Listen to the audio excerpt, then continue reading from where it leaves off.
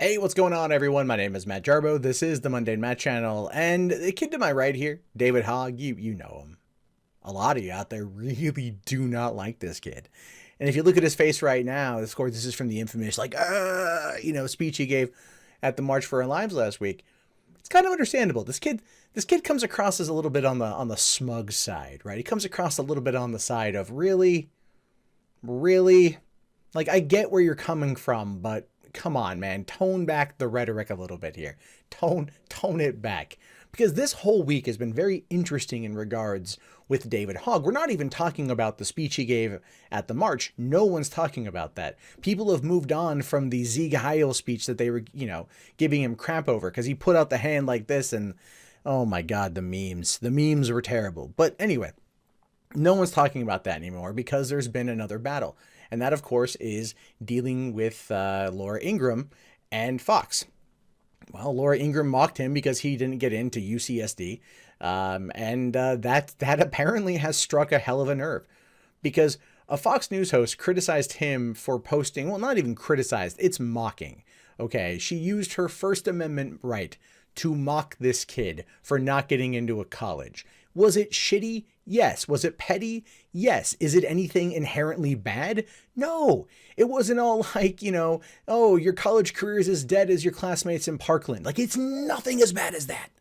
If she would have said something like that, then yeah, I totally could understand why people were really going after her advertisers. But somehow this particular comment, this rather mundane, benign comment, was enough to kick off this huge attack on her show sponsors. And as a result, many have pulled out.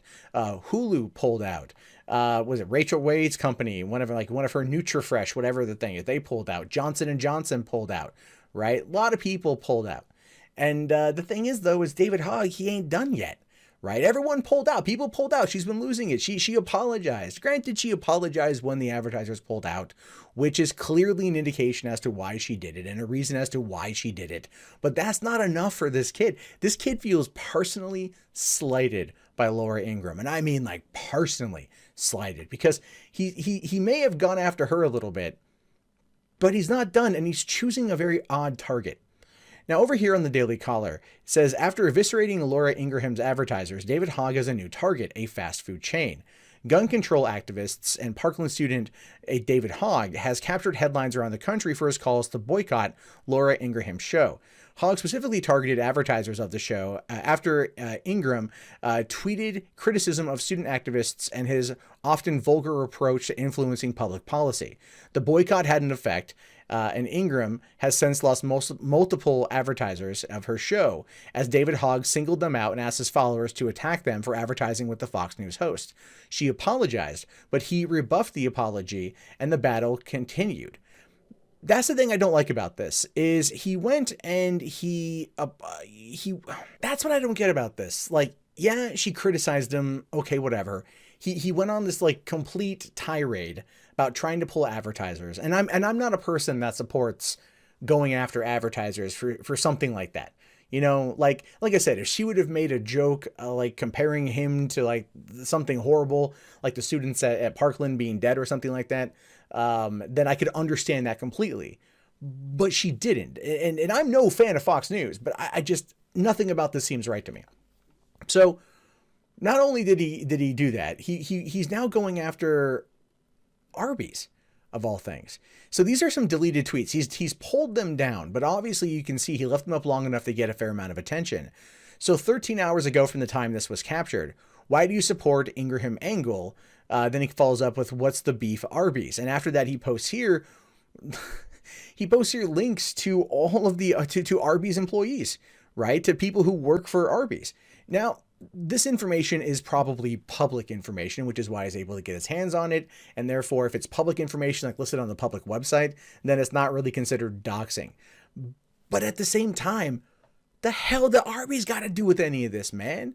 Like, are you that mad over what she said about you not getting into UCSD? Which, by the way, as a San Diego resident for 15 years, it ain't all it's cracked up to be. Go to SDSU, man. You'll get a lot more attention.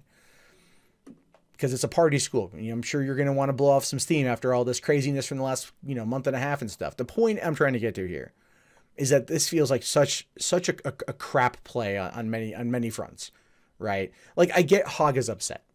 And it's entirely possible that he is taking out his anger at Fox News on Lauren, right? It's possible that he is.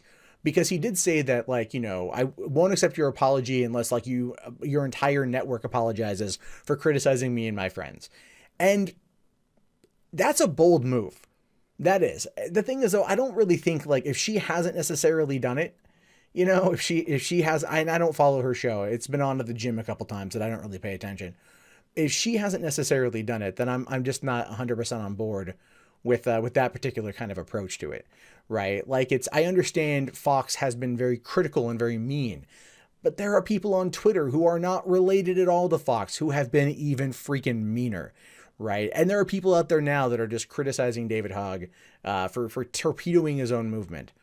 And I actually have to agree with them to an extent on that one. And the reason why I do agree with them to an extent has a lot to do with the fact that this kid is taking a serious situation, and this is a very serious situation, and he's attempting to carve it up, not with a scalpel, but with like a freaking mallet, all right, or a meat hammer, right, or a chainsaw, just a very blunt, destructive object. What happened in Parkland is terrible. It is. There's no way around it. 17 kids gone. Straw that broke the camel's back in terms of sparking this gun control debate. He's a kid who wants to be a journalist, but is now an activist. And I'm sorry, the two don't go hand in hand. You can't, I don't believe you can do that. I don't. I really don't believe you can do that.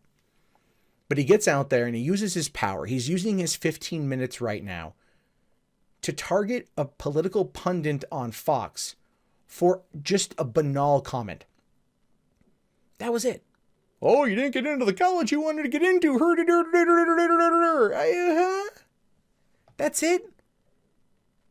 You know what I mean? Like, that should not be the straw that broke your back, David. There is a much larger conversation that is happening right now. There's a much larger than you conversation that is happening right now. And going after Arby's, getting your people to go after Arby's, posting their board of directors emails is such a lame freaking thing. It's so stupid. Going after the advertisers of a show where its host mocked you on Twitter is stupid. But I get it. I get David Hogg is angry. I get it. People called him a crisis actor. 2 million plus views on YouTube, #1 on trending. It's got to make the kid feel pretty bad, man. Right?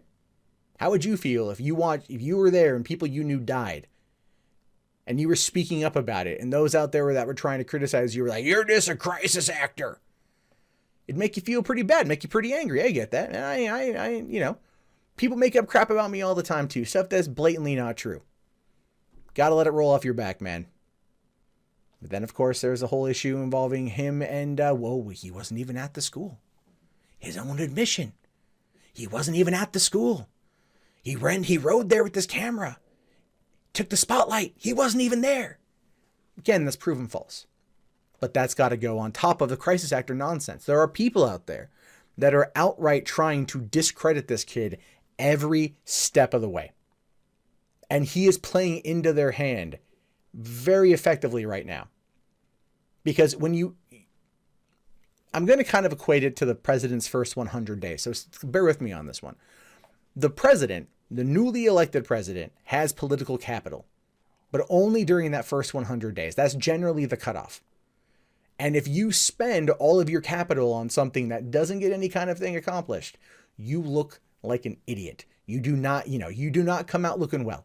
And when you are a 18-year-old kid, I think he's 18 now. When you're an 18-year-old kid that has been through an utter tragedy, and you find yourself with a megaphone and a platform and 570 some thousand new Twitter followers, you start to feel important. You start to feel like you got power, you got clout, you can change the world. I get that, sir. I do. I understand that. But this is not how you do it. This is not how you succeed in your goal and your mission and your job. Going after Arby's? Come on.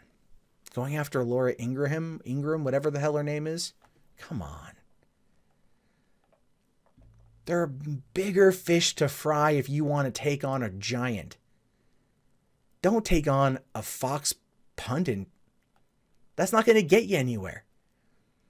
All it's going to do is make you look stupid, legitimize the criticism against you in some respects, like the more out there criticism against you in some people's eyes, and ultimately harm your movement.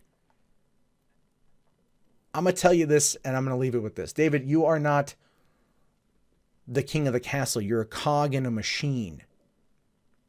You have to play your part. If you try to get out of that and go above and beyond, and you get too big for your britches, and you try to overstep your station, you're going to find yourself burning all through that capital much faster than you think. And it's not going to end up the way you want it to. Hopefully, you'll sort that shit out and you'll stop acting like an entitled 18-year-old with a whole bunch of new people that are really angry and doing dumb shit. When it comes to this, grow up. You've done a lot of growing up in the last couple weeks. That I'm going to admit. I'll admit that. But slow your roll. Grow up on this. What you just saw was a shorter clip from a longer show. The Rustled Podcast airs every Sunday through Thursday night at 9:30 p.m. Pacific Standard on rustled.net. Please consider subscribing to the channel as well as 3 Buck Theater and potentially becoming one of our sponsors at patreon.com/mundanematt. Thank you and have a great day.